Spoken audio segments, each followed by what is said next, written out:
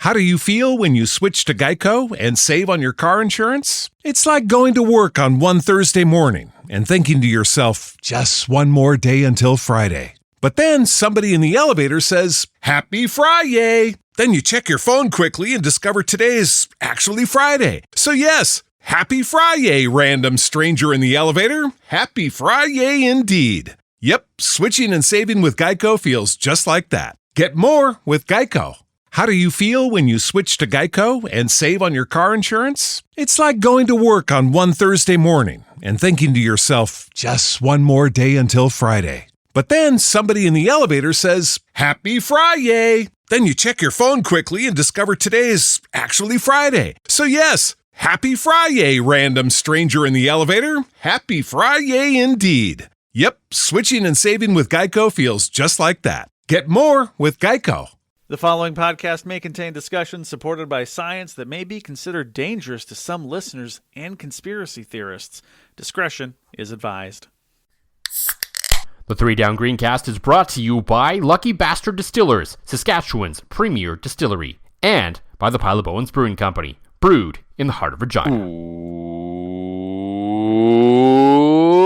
Welcome to the Three Down Greencast. You are listening to the internet's only John Still Mad podcast. I am Joel Gasson with John Fraser, as usual. Don't let that laugh fool you.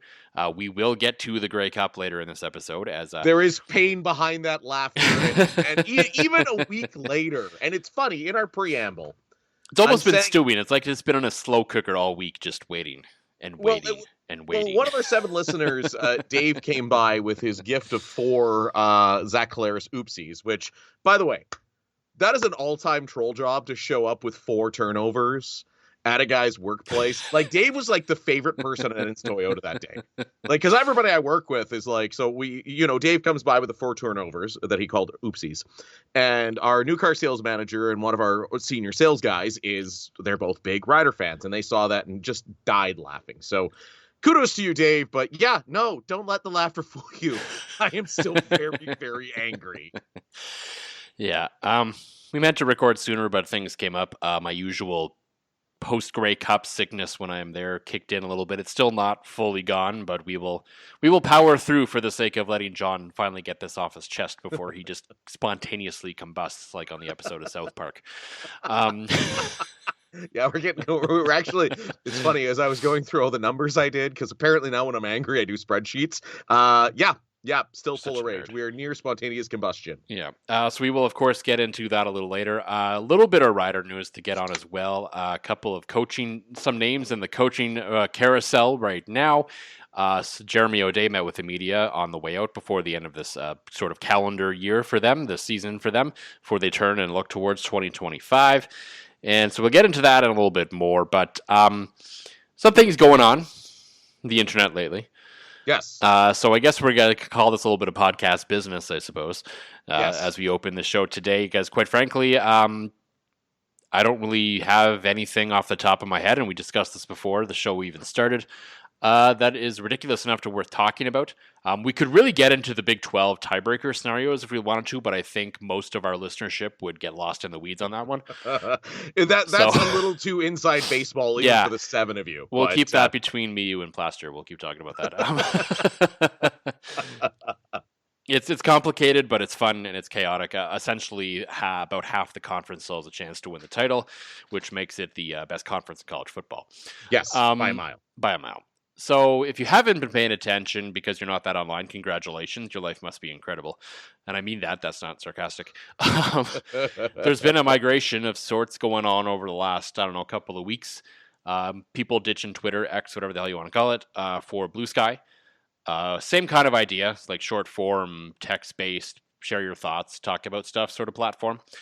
I joined it a while ago when they were still waitlisting people. They eventually sent me an invite and I got on there. Didn't really do with much for a while. Just kind of parked my account. It's like I did in a couple of places just in case something kind of took off as a Twitter alternative. And over the last couple Threads, we all thought it was going to be Threads, and now I never actually jumped on the Threads train because I think someone jumped on it early. And I asked, well, how is it? And they're like, it's awful.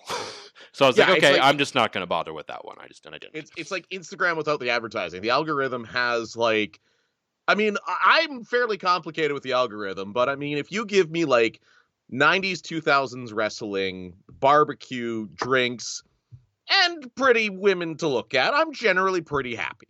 And football, of course, and all things football. The algorithm never really quite got me on Threads.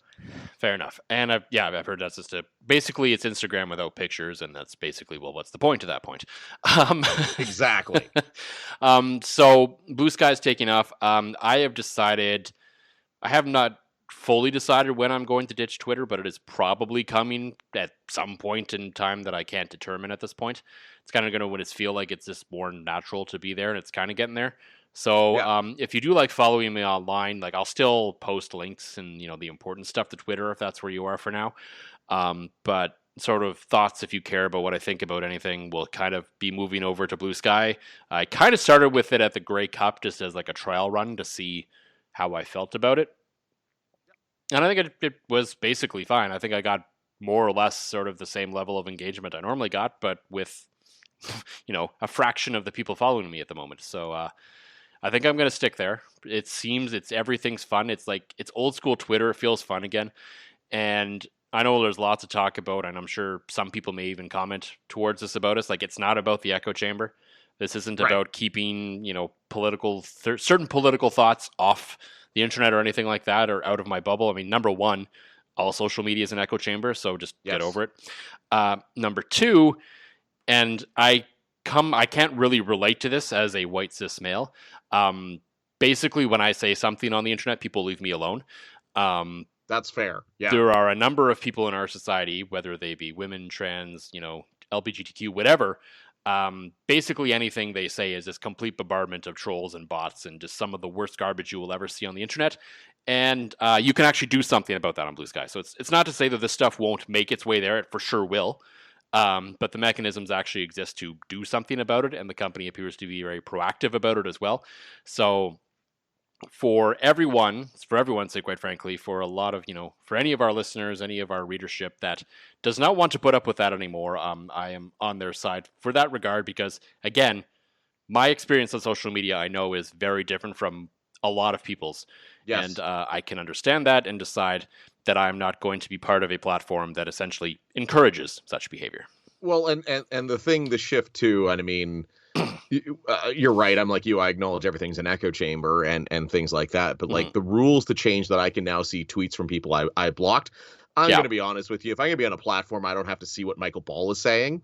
I will prefer that. So we'll go with that. We're both on there. I'm slowly getting more active. I'm just kind of getting my followers up. But of course, for myself, especially through lacrosse season, as I know I have a bit of following over on Twix, whatever you want to call it, I am still going to be there at least through the NLL season. So, but yeah, go find us there. Same usernames. It's all good. And actually, mine is a little different. I dropped the _21 just to make it a little simpler. You finally got to get rid of your 21. Yeah, because I made my Twitter account a long time ago when it was like just a personal account. So it was like, oh, here's my name and my favorite number kind of thing, right? And then that's right. And I mean, I could have done it on Twitter a long time ago, and I know some people have kind of merged that over, but when I signed up for Blue Sky, like it wasn't liking the _21 or some weird, like I don't know, it was giving me errors. So I'm just like, screw it, I'm just gonna go Jay Gasson now.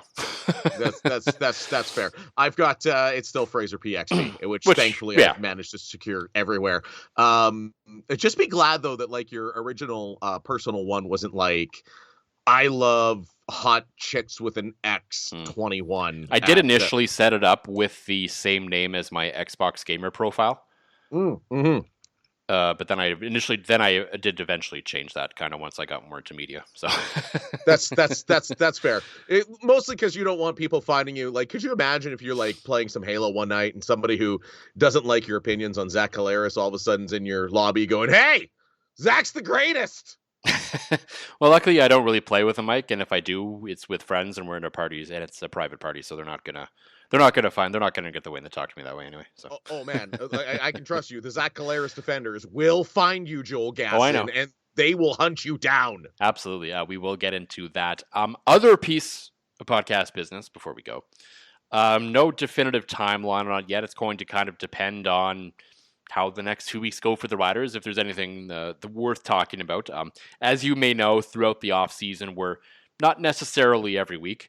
We kind of try to aim for every 2 weeks, but certainly no promises on any sort of actual set schedule. But we do try to record at the absolute bare minimum at least once a month during the off season. But mostly so Lucky Bastard still gives us free booze. Yeah, and we do. I think our goal is generally try to hit every 2 weeks, but stuff happens. Any of the 7 of you that have been around for a while know what it's like. For any newcomers, we're a little sporadic in the off season. I mean, we managed to survive on this pod talking about nothing through COVID. So... I mean, we had nothing else to do, so we were like, I think back then we were doing like almost weekly episodes just for the hell of it. Exactly, yeah, because we literally had nothing else to do. It's like, hey, we're both staying at home, so we might as well podcast, right? So yeah. So in that regard, sometime obviously before Christmas, which will make sense in a second here, we are going to run back the Ask John Anything Holiday Edition. Yes. We debuted this last year. I thought it ended up going over pretty well. So we're going to push a little harder this year. So we're going to give you at least a couple of weeks, maybe more, to sort of gather your thoughts and ask John anything holiday related. Now, it doesn't have like the theme of the episode will generally be Christmas, holiday, whatever you want to ask, but as is the spirit of the show, feel free to ask anything you want in general as well. It doesn't have to be holiday related, but holiday related questions would be preferred. And Bryce from LB, if you're listening, I will need a double order this month because we double or triple fist that episode there. So, get your questions out there. Dave, Jock, Greg, Bryce, looking at you four, along with the other three of you that listen regularly. Mm-hmm. So keep your ears out for that. Is that a question? I mean, we'll be putting this out on social media a fair bit too to make sure you get your questions in as well. Lots of questions surrounding the Winnipeg Blue Bombers right now after another loss in the Grey Cup, their third in a row. We will get into that and more. But as always, for the Pile of Bones Brewing Company, John, what's in the glass this week? Double fisting. And I'm sure this comes as nobody's surprise. I busted out as the snow has fallen here in Saskatchewan quite intensely. I've gone from vodka season to whiskey season, busted out my drink smoker. So I've got a smoked, I wouldn't even call it an old fashioned because I went to go make one and I ran out of Lucky Bastard bitters. So I do need to get some of those. It's more just like whiskey, orange, simple syrup, and smoke. It's quite delicious. And of course, a POB Space Cadet IPA, which I still have left over from last Sunday. Wow. When things happened. That's impressive for you. Yeah, well, thankfully, my friends that came over for the game, my good friend Jay Richards, Mike Tornopolsky, Skipper Luke, Jay Price, all left booze at the house. So I've been destroying. If you guys were expecting to have that at like men's spiel, Jay and Luke, you're shit out of luck. Sorry, but I think they knew that. I think they knew that. No, they know if you. I mean, if the spiel was next week, maybe they would have thought that, but not like 2 months from now. No. Oh, no. And plus, again, our sponsors are awesome to us. Come men's spiel's time between Pile of Bones and Lucky Bastards. So, yeah, we're doing a double fist tonight on a Sunday night where my body aches from shoveling, but yet I am untethered, and my rage knows no bounds. So angry you can't even speak. I know. That's. And again, like I said to you in the preamble, I've had a pretty good day. Yeah, we got a dump of snow, right? But you know what? I managed to watch. I watched a lot of football. The kids were all behaved. I had some fun outside with the kids, digging tunnels, making an igloo. One of those magical days. I haven't had a nap today. And as a parent, if you get a nap in, it's an even better day. So I had a great day. And then when I sat down here and started doing my prep, the rage came back. So that is just boiling up under the surface and causing me to forget how to say words.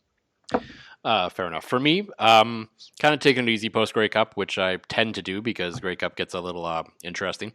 No, really. And plus, sort of the sickness thing. I'm actually drinking a Dry Guy from Multinational. It's their non-alcoholic beer, and it's fairly tasty. A little light, but got a little bit of a sort of citrus kick to it, a little bit of a hoppy kick to it. But it's drinkable. It's good. Fantastic. Yeah, because. One of the texts I got from you that made me basically go, okay, I think I might need to give up competitive curling and go to Winnipeg Grey Cup next year was I'm at the media lounge and there's Fat Tug on tap. Yeah, so that's where the bar, that's just the bar where the party was at. They had Fat Tug on tap. Yeah. No, I wouldn't expect that in Winnipeg, but They Trans Canada's out there. They make some good product. They do, and it'll be a good time for sure. There is some rider news, so we will get into the Grey Cup, no question, which was a good time for anyone but the Winnipeg Blue Bombers. But before we get to that, of course, rider news, nothing earth-shattering obviously going on in Saskatchewan right now. I assume over the next little bit, probably starting this week, some things will start to fall into place as contracts in drawers that have been signed over the last month kind of start to make their way out as the sort of keep yourself in the news daily sort of, or at least every second day kind of cycle begins for this team, as they are quite good at doing that, no question about it. As you need to be in the nothing season, really. Yeah, absolutely. They signed basically most of the practice roster back, plus another new guy. Okay, nothing all that mind-blowing there. Some interesting news from, of course, Justin Dunk this past week. Mark Mueller, the offensive coordinator, he was requested permission from the BC Lions to talk to that one. That was reported out of Vancouver for that one, and then Dunk reporting that the Ottawa Redblacks interviewed a defensive backs coach, Joshua Bell, for their defensive coordinator job.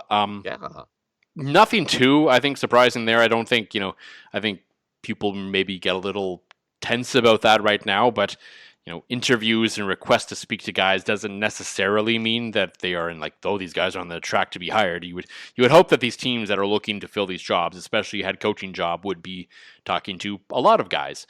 Yes. And I don't think it would surprise anyone if either of these guys end up in those roles eventually. I think especially Joshua Bell, his reputation around the league right now, I think is very strong. Going from Calgary to Toronto and now Saskatchewan in the same, sort of DB's role, and getting a lot of good play out of his groups and a lot of effort and just generally nothing but praise from players that he has coached. Guys have followed him from team to team to team. That's how much they love playing for him. So I would not be surprised, maybe not this year, but probably the year after, it would not surprise me to see Joshua Bell as a defensive coordinator in this league, and quite frankly, probably one day a head coach in this league. On the other end, did you know there's actually a Joshua Bell who's an American violinist and conductor? I did not. Apparently, when you gotta Google Josh Bell for football, you got to put in gridiron football in there as well, or CFL or something. Yeah. I did not. That's pretty impressive that he can play the violin and drive trains. That's right. No, you're right. I would not be surprised. I mean, it seems a natural progression, right? I mean, it even said he's got lots of stats here on his bio. He's coached 9 all-star defensive backs. The guy's really only been a coach for 5 years, so highly likable guy. I think you and I are both in agreement. You're going to see him become a defensive coordinator and then probably one day a head coach to the Corey Mace mold. So it seems like this year a lot of teams, though, are, and this is why Rider fans, the panic button should be at 0. Teams are casting a wide net. They're talking to a lot of guys, even like Winnipeg, in anticipation of maybe losing Buck Pierce to a head coaching job, has, asked permission to talk to Jordan McSimic from BC. So teams seem to be more prepared to lose a guy than they have been in previous years. So everybody's casting. There was a lot of discussion during Grey Cup week amongst the media horde about how busy the week after Grey Cup was going to be, and it didn't really materialize like I think a lot of people thought it would. So maybe some more conversations are still going on as we thought. And, I think Mark Mueller, I obviously don't know the guy that well. I think the guy has the potential to be a head coach. Yes. I'm not necessarily maybe as convinced that he's going to be a great head coach. He very well could, but he gives off more Buck Pierce vibes to me than Corey Mace vibes. Yes. So his rise to that position might not be as fast and as strong and as obvious. Okay, this guy is a great head coach and he should be that. It's gonna take time for him to prove it, I think, a little bit. So I think we're probably a little ways off before having to, the discussion about Mark Mueller no longer being the offensive coordinator of this team. I mean, unless this team just absolutely lights the world on fire next year on offense. No, certainly. And again, it's a feather in the cap to the team to show that, guys are getting interviews for these kind of positions. It shows that. No question. Yeah. like we've said, the coaching staff is good, but little inexperienced at times this year. You want your guys to be considered for those roles. You don't want to lose them to those roles, but you want it out there that it's like, hey, if you're a younger coach, if you're a guy thinking of retiring, or you're a younger coach somewhere, it's like, hey, just keep in mind, we're leaking out right now that our guys are being interviewed, even if they don't necessarily have a chance. Know that people want our guys, and people may want you one day, right? And what does that say about TSN leaking out that Paul Lapolis is interested in a head coaching gig? I'm not 100% convinced that came from TSN. I have absolutely no idea where that actually came from. That was the thing that was discussed out of Vancouver, I believe, is the real Moj there saying it.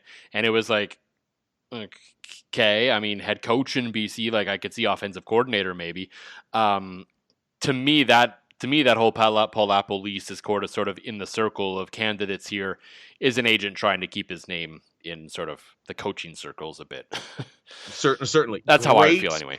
Great coordinator. Yep. Just hasn't lived is one of those guys that can't turn it on to be a head coach, and I hope that's not the situation with it might be the situation with Buck Pierce. I don't know Buck Pierce. I kind of feel that way, but I mean, it's impossible to know until a guy tries, right? So the guy has to try before we can prove it one way or the other, right? So and you and I are certainly not in that locker room, nor are we players in the CFL, nor do we know anything about that. No, heavens no. We're basically basing it off of vibes. Yep. And it is an interesting, like, of all the, like, if this is the year Buck Pierce does become a head coach, and like the signs and most people have sort of thought he'd become the head coach of the BC Lions, out of all the years he's kind of been linked to potential jobs, it is kind of the most interesting year for that to happen, given sort of the way the Grey Cup went and the general state of the offense in Winnipeg over the last year. It's interesting. Yes. And I'm not. It's not necessarily coaching. Like I fully agree. There's other factors at play in that for sure, but it's interesting. Yeah, because John's got numbers. Mm-hmm. Jeremy O'Day also met with the media this week to discuss the year that was, a little bit to the year ahead. Nothing too outrageous that came out of that. He talked about how, obviously you want to win the Grey Cup every year, but it was certainly, a building block kind of year for the team. As they sort of, righted the ship, took a step in the right direction.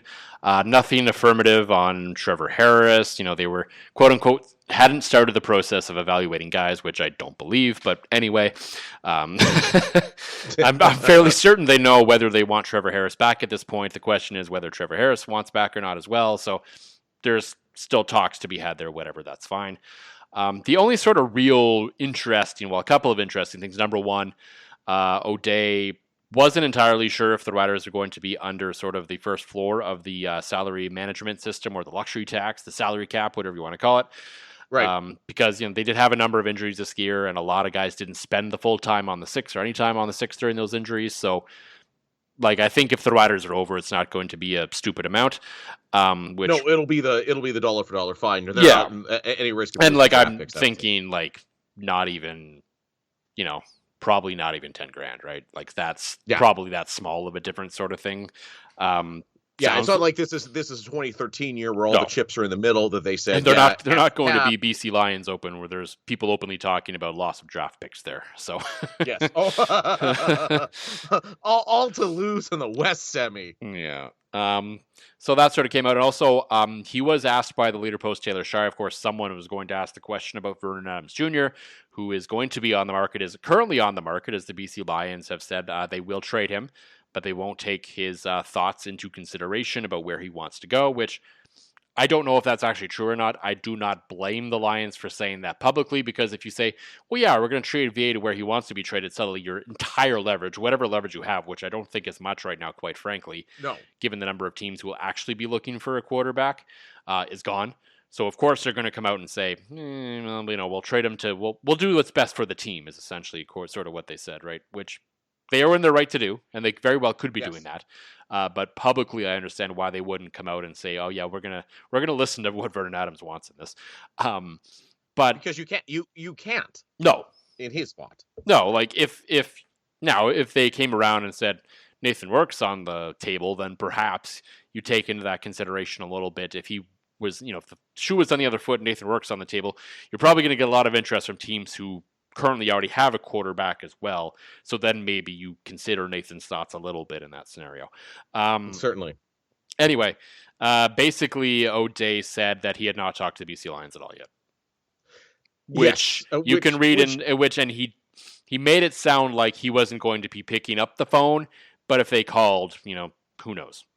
Well, and I think that might be the smart move by O'Day, because let's boil it down here. Now that Chad Kelly's expected to be back, Davis Alexander's taking over in Montreal from all reports. Bo Levi Mitchell just had an MOP caliber season. Like, realistically, your trade partners are Edmonton and Calgary at this point. Yeah. Right. It may only be Calgary, not even just because of Trey Ford, but I mean, hypothetically, the reports are suggesting that, Rick Campbell may end up in Edmonton. There's a chance Jordan Maximic may come with him. If you're Vernon Adams Jr., do you want to walk back into that? I mean, It worked well for a year and a bit, but I think after the last, the way this season ended, you're probably not necessarily the biggest Rick Campbell fan right now. Now, unless that decision was taken out of his hands. If it came from above, then okay, maybe. Well, and they would know that, right? Yep. But I mean, either way, so if you're Jeremy O'Day, you have a chance now to kind of wait it out, right? If he is traded to Edmonton, then all of a sudden the question of Trey Ford's availability becomes, apparent, because if they run it back with Trevor Harris is going to be a good quarterback next year. Yep. Maybe the year after, question mark. I think you're pretty much living year to year with the guy at this point. So yeah, and that is not the worst thing in the world, right? No. You're going to need a capable backup to fill in for the couple games when Trevor's hurt, as that has been kind of the trend. But Trevor Harris will get you through next year, and if you put some pieces around him, maybe he can be a bit more explosive when it matters, right? So unless you can, so maybe you wait it out and Trey Ford becomes available. You go and get Trey Ford to play behind Trevor Harris / with Trevor Harris this year, and then your quarterback's set for the next few years. And even if Calgary goes out and gets him, then,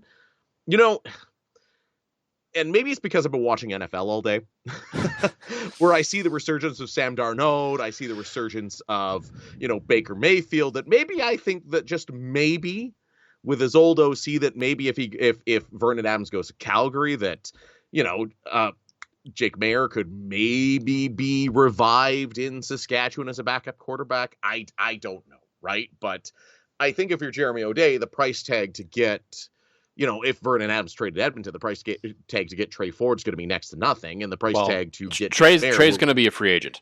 And he's he's going to be free agent, and he said he's only going to sign somewhere where he can compete for a number one job. So to be in Saskatchewan. It could be Saskatchewan, or he's probably, Hamilton feels potential. Like, he could go back that way, I think, because I think as good as a year Bo Levi Mitchell had, they're still, they still tried to bench him for Taylor Powell. They did, yes. Right? So, I'm not entirely sure Scott Milanovich is entirely sold on that going forward. That's a possibility. But yeah, likely Trey Ford is probably looking at whoever doesn't get VA in Alberta. Right, which is unfortunate. Yeah, so Saskatchewan's an option. Winnipeg would be an interesting option, I think, for him. It should be the option. Oh my God, it should be the option. For reasons, and you could take a flyer on the BC Lions in case Nathan Rourke doesn't get back to form.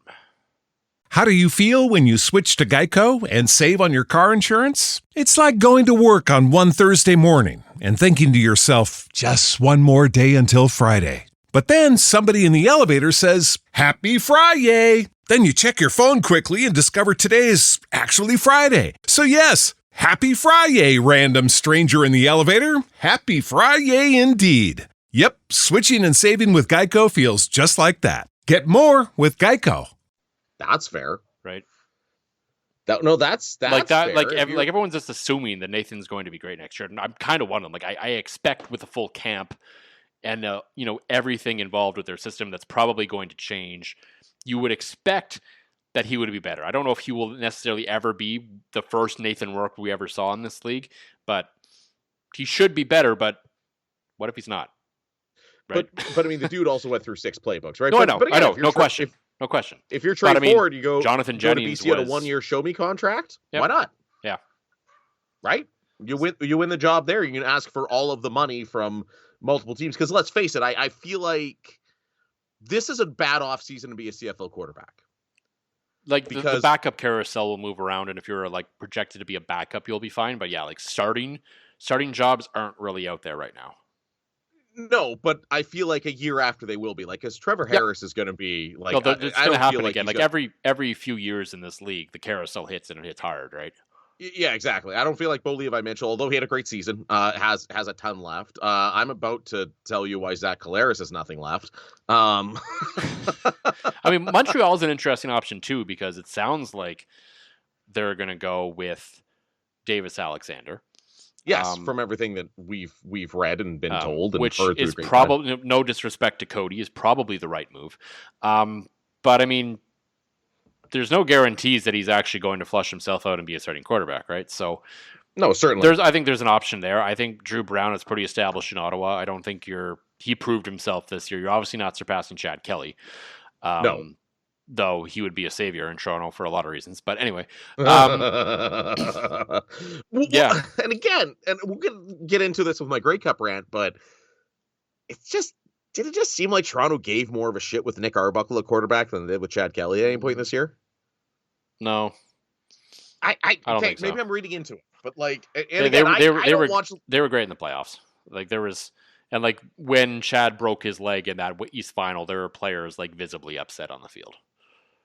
Okay, fair. So I think as much as we wanted that narrative to sort of play out, that there was divisions in the locker room, there may have been, but probably not as pronounced as we once thought. Right. I'm just trying to will it into existence because Chad Kelly is not a good person. So that's fair. I understand. One guy who is, sort of considered a good person is, of course, Winnipeg Blue Bombers quarterback Zach Collaros. Yes. Which is part of the problem.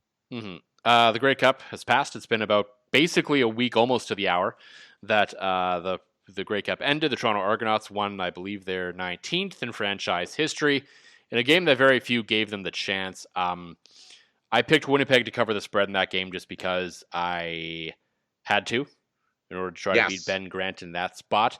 And so in that case, I had to pick Winnipeg to win the game. Because it would be weird to say, well, I think Toronto's actually going to win, but I'm going to pick Winnipeg to cover the spread just in case. I don't think JC would have allowed me to do that.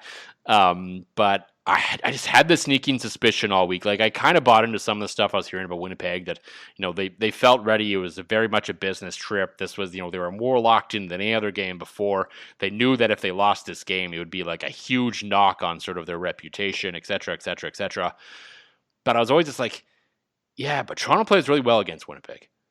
Well, and I just kind of had that gut in my feeling all week, and I know it's easy for me to say after the fact, but that was like, I'm like, I know Nick Arbuckle's Nick Arbuckle, and he played, granted, far better than I think anyone expected him to.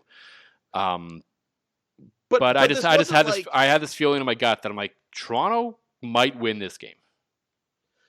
The first time these teams met 2 years ago, I think legitimately no one really gave Toronto a chance, probably for pretty good reasons. This time around, I'm like, no, right. You're not going to fully fool me again. I would have 100% put all of my money on Toronto covering the spread for multiple reasons. But the spread was huge, so I mean, a championship game is unlikely to be covered by the favorites by more than 10 points.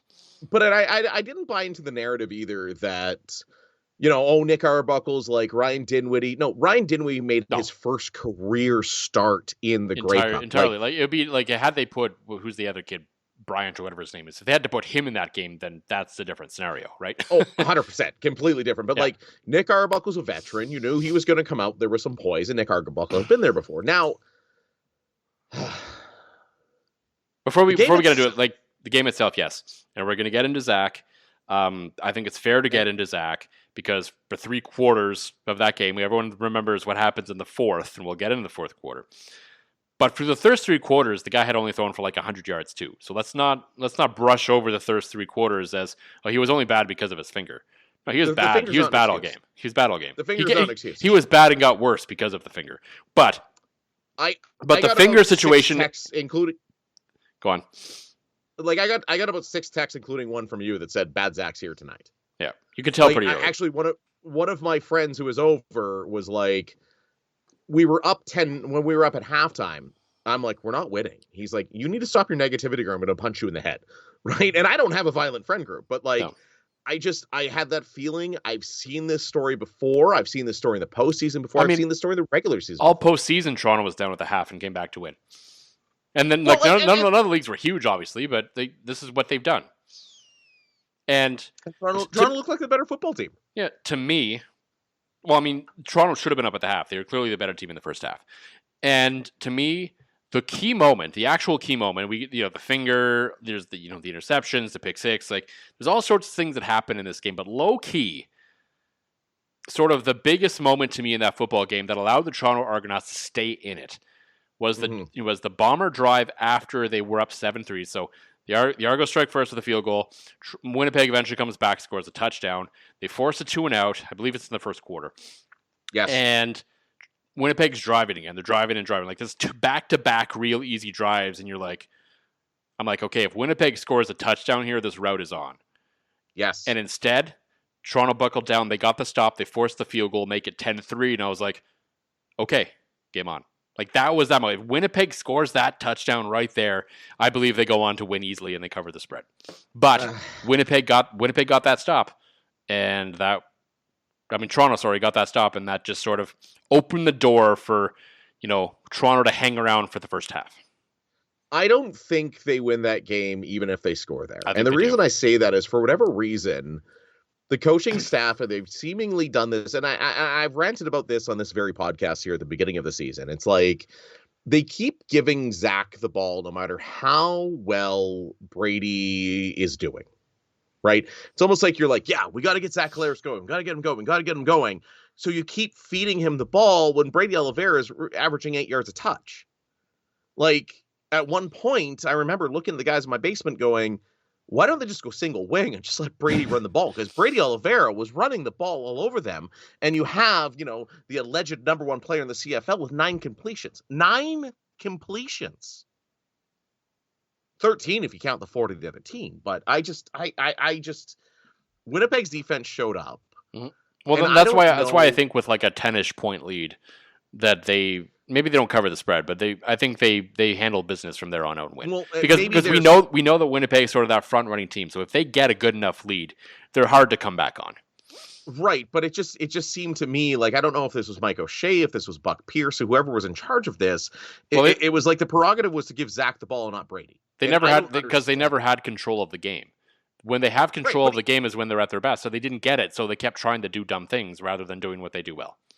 Right, which is run the ball down people's throats. You look at the Grey Cup they won in 2019, handedly. They ran the ball down people's throats, right? Like, to me, it just made no sense why on earth you're averaging, 7-8 yards a touch by Brady, even though, and Mike O'Shea came out and said, well, they were stacking the box against Brady. Like, you gave the guy 11 carries, he had 84 yards. Yeah. Sorry, not 8. I'm rounding up to 8 at 7.6. Like, as much as I am about to present the case, and I feel like I'm a lawyer tonight, because I've gathered the evidence, and Joel Gasson, I want to present to you the case tonight. Mm-hmm. That if the Bombers had a replacement level quarterback, they'd have at least 4, maybe 5 Grey Cups. And I have the evidence to prove that if Zach and Cody had in fact switched places, which is maybe one of my most scalding takes that people constantly have come at me for. If Cody Fajardo's on the Winnipeg Blue Bombers, they win 5 Grey Cups. I'm here to prove those tonight. Is this my moment? I mean, 5 straight's maybe a stretch, but more for sure. Oh, they win 4. Because I will say the butterfly effect of what happens with the other team, you never know, right? But yes, go on. Right. But again, the basis of my argument is the Grey Cups they've lost are within not only a score, but a field goal. Yeah. They lost within a field goal to Toronto. They lost within a field goal to Montreal, right? Okay. Mm-hmm. Numbers time. Sorry, guys, this is going to be a very numbers-heavy episode. I've put these out here before. Okay. I took every playoff performance of the last since 2021, when the Bombers started losing Grey Cups. And I calculated the average. Math. The average quarterback in the CFL playoffs puts up 67% completion percentage, 275 yards, 1 touchdown, 1 interception. Okay? There is one game where Zach Collaros is above any of those numbers. It was this year's West Final against Saskatchewan, right? Saskatchewan had a bad game, okay? Then you're going to say, well, butterfly effect, John. What about the defense? Since 2022, only 6 playoff games have been lost by a team giving up 380 yards or less. You want to know what these games are, Joel? Sure. Because I'm going to tell you. Yeah. The 2024 Grey Cup. Winnipeg lost, giving up less than 380 yards. The 2024 West Semi. Weird that 2 were in 2024, and there was no really other factors. The 2023 Grey Cup. Winnipeg lost, giving up less than 380 yards. There was 2 in 2023 as well. One being the 2023 West Final, which was played in a snowstorm. The 2023 East Final, which Chad Kelly had the worst game ever and basically gave Montreal automatic field position. The other one, the 2022 Grey Cup. Are we seeing a trend? There's a trend here, okay? So to me, if the Winnipeg Blue Bombers would have, at say, the day the playoffs start, said, thank you, Zach, for your regular season, and put in Nick Arbuckle, we can all agree that Nick Arbuckle or Jake Mayer are average quarterbacks in this league. They win 4 Grey Cups. I get it. It's butterfly effect. It's football. I can't. Maybe Arbuckle. I don't know about Jake Mayer. He makes some really dumb decisions sometimes. Okay, that's fair. Yeah. But I mean, like, just think of your replacement level quarterback in the CFL. Like, I want to bring out Michael Bishop here or Kevin Glenn, right? Like, if Kevin Glenn was a decade older and he was Winnipeg's quarterback, they would have won 4 Grey Cups. And the only reason I'm sitting here saying 4 instead of 5 is I get there's butterfly effects. It's a real stretch to say they would have won 5 when Toronto just absolutely hammered them. Okay? Another argument that I have been roasted for thoroughly on social media. Again, sorry, this is going to be stats heavy. Joel Gasson, I'm going to give you 2 quarterbacks. Mm-hmm. Quarterback 1 since 2021 regular season. 71% completion percentage, 3,320 yards, 15 touchdowns, 10 interceptions per season, with 360 yards rushing and 4.5 touchdowns. Okay? Mm-hmm. Quarterback 2 since 2021 regular season. 74% completion percentage, 3,989 yards per season, 26 touchdowns, 13 interceptions, 89 yards rushing, 0.5 rushing touchdowns a season. Who's quarterback 1? Who's quarterback 2? Well, I'm guessing quarterback 1 is Zach. No, quarterback 2 is Zach. Oh. Quarterback 1 is Cody Fajardo. Okay. I thought the worst numbers were in 1, but anyway.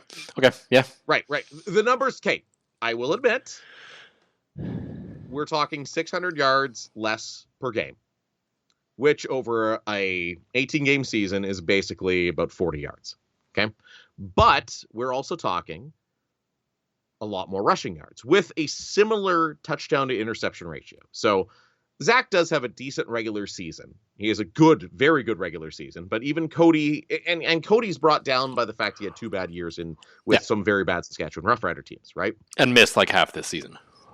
Exactly. So the averages aren't that far apart for a guy that's played on a CFL team that has been dominant over that time period versus a guy that's bounced around a bit. Okay?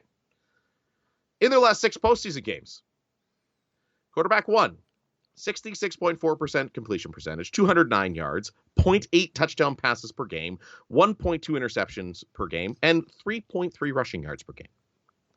Quarterback 2, 69 percent completion percentage, 243 passing yards, 1.83 touchdown passes, 1.5 interceptions per game, 46 rushing yards, and 0.2 rushing TDs per game. Again, name me quarterback 1, quarterback 2. Quarterback 1 is Zach. Quarterback 2 is Cody. Cody Fajardo, in his playoff career, has always performed above the average expected performance for a quarterback, which means had Zach and Cody flipped places way back in 2021, which a whole bunch of you gave me shit for on social media, Winnipeg's got 4. I could make a case for 5, but then I'd sound like a lunatic. Not that I don't sound like a lunatic right now. Zach Collaros is the problem with Winnipeg. Coaching is part of the problem. But you can tell the coaches are like, they cater to Zach. Well, Zach's not going. He's only got 9. It's almost like he's so bad when it comes to the playoffs that they feel the need to get him going like this is the second half of the second preseason game against Saskatchewan. Instead, it is just them in the Grey Cup going, we need to get our guy going. He had 9 completions. Don't give me the finger. The finger is a fluke accident. It sucked. The fact that Mike O'Shea, I will not fault Mike O'Shea for putting Zach Collaros back in for the first interception. Zach's a gamer. He said he wanted to go. Okay, I'm going to go play this. And his head coach listened to him.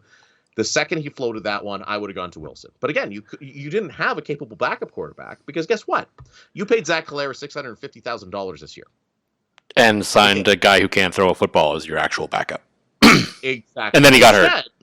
Yeah. The Toronto Argonauts paid, $500,000 this year for Chad Kelly. I get it. He was suspended. His salary didn't count against the cap. So they were able to bring in Nick Arbuckle, who is a very much replacement level quarterback. Now, those stats I just gave you. So Cody Fajardo this year was what? $300,000? $350,000? I think it went up, but I don't remember exactly. Right. It goes in the fours maybe now. Let's even call it 4. Fuck, even if it's $450,000. Let's give Cody $450,000 a year. For that, for $200,000 more, you got 600 more yards per season, which roughly translates to about 40 per game. You got some more touchdown passes. But again, the argument is Cody Fajardo has never had a real running back with him. Stand back, Anybody in Montreal this year, The guys he had in Saskatchewan, definitely, Zach Collaros could only put up 600 more passing yards per season with Hall of Fame running backs behind him. And yet he's worth $650,000. 275 of that next year guaranteed. Despite the fact he's done nothing but poop his pants in the biggest games of the year. And people go, well, Zach Collaros was the reason Winnipeg started winning. I'm going to go back in time. Let's jump in our DeLorean right now, Joel Gasson. Sure. With 18 games of Matt Nichols in 2017, we all forget Winnipeg was 12-6. The following year, 2018, jumping ahead in time, my DeLorean's malfunctioning. 10-8. That's with Matt Nichols missing 4 games. Winnipeg Blue Bombers were 7-2 when Matt Nichols went down. Has Matt Nichols played a down of professional football since essentially going, 29 and 10, 16? Has Matt Nichols played a down of professional football since going 29 and 16? Not that I'm aware of, no. Nah, he hasn't. But yet you're paying Zach Collaros $650,000 a year to embarrass you in the Grey Cup. And having his voodoo effect over the coaching staff that we got to get Zach going. You don't have to get Zach going. Zach's not a good quarterback. You need to stop pretending he is. Especially when the lights are on, when the lights shine brightest, right? The other thing, too, every person on this football team has taken less money to stay in Winnipeg. Willie Jefferson had a resurgent season. Adam Big Hill might have held on a year too long. He wasn't great this year, but still, he took less money. Sergio Castillo, arguably one of their candidates for MVP this year, as the guy was just making 50-plus yarders look easy in Canadian elements. Took less money to stay in Winnipeg, and took less money to stay in Winnipeg again as he re-signed recently. But you have Zach going out and, give me $650. To the point that the team felt necessary to go out and sign Chris Streveler, who, again, as you said, can't throw a football. Which means, in a league with a $5.5 million salary cap, you're spending $1 million on quarterbacks. And getting less performance than the average, and less performance than Cody Fajardo, who even at $500,000, if Cody somehow got there, would be the better option.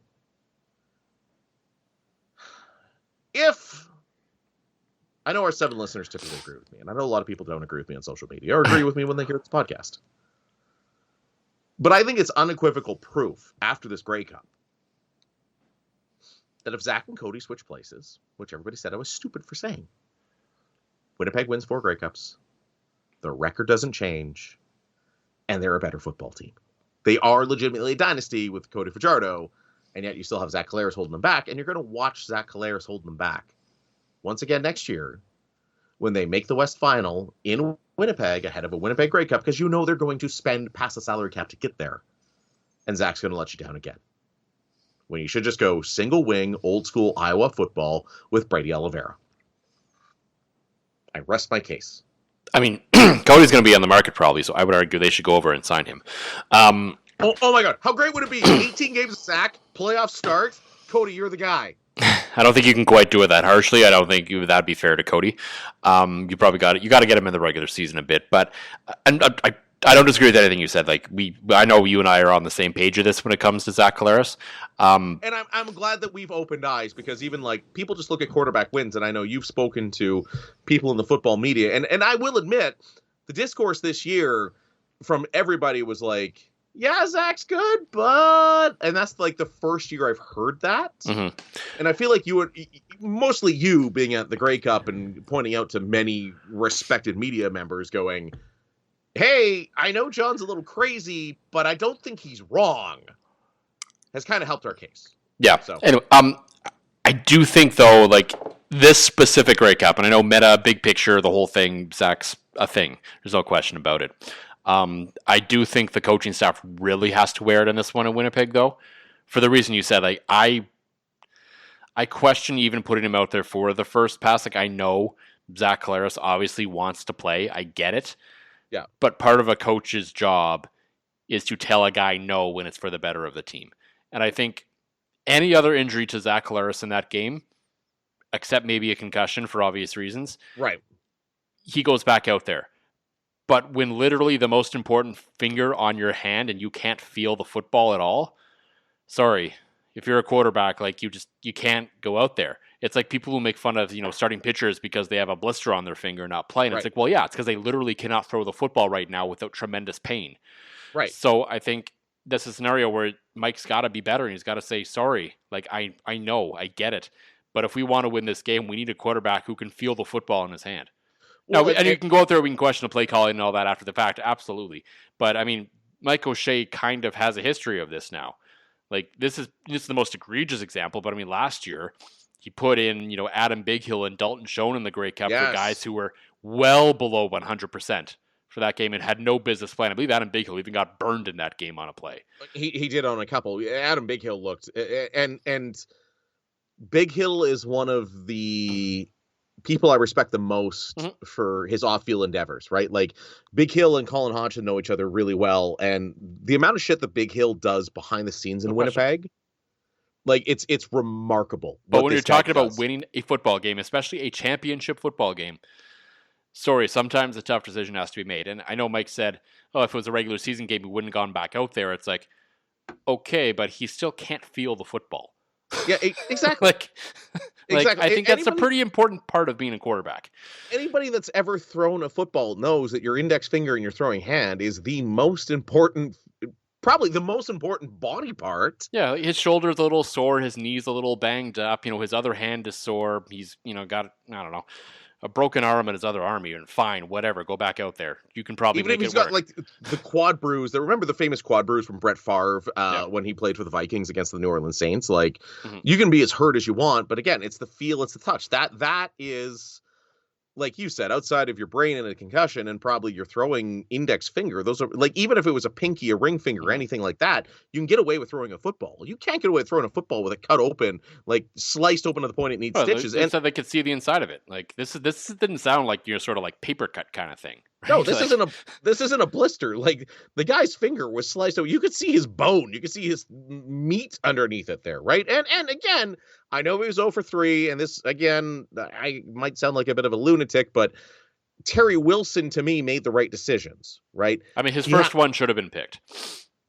Yes. The one into the end zone was a great athletic play to break it up. He had, but again, with a quarterback, you're looking for the right decisions just as much as you're looking for him to make the throws. No question. Yep. Right. He came in at a big spot. He kind of gagged his first one. Absolutely should have been picked.